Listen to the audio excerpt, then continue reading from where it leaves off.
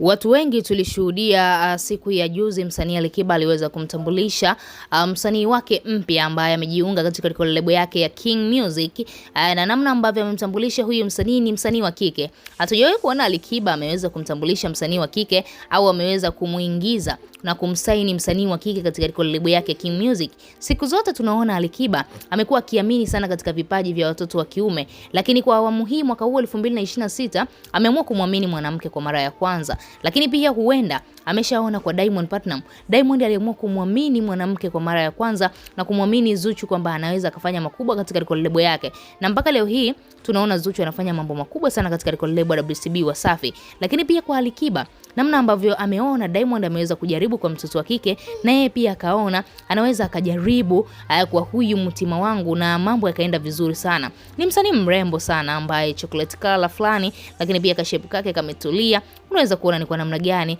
Alikiba ameamua kumchagua huyu msanii kwa vigezo vingi sana ambavyo ameviona. Sasa msanii huyu mtima wangu siku leo alikuwa na interview pale Crown Media, na namna ambavyo alizungumza ni kama vile anataka vita na Zuchu pamoja na Nandy.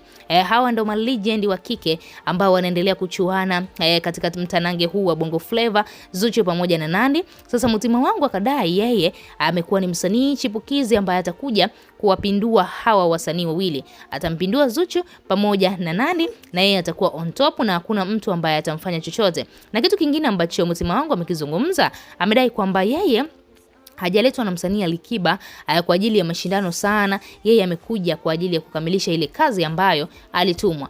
Ni kazi gani ambayo mtima wangu anaizungumzia jamani? Si kuimba jamani, sanaa ya Bongo Flava si mambo ya muziki tu, haya si mambo ya kuimba. Mbona kama vile anakuja kutudatia huyu dada? Lakini ngoja tusubiri, labda ana kitu, labda kuna namna fulani hivi anaweza akafanikiwa kwa hayo malengo yake ya kumpindua Nandy pamoja na Zuchu. Ni malengo ya kibabe, sio poa.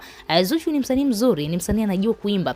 Lakini pia ukiangalia Nandy, ni msanii mzuri, msanii anajua kuimba vizuri, ni msanii ambaye anajua ni namna gani anaweza kacheza na mashabiki zake.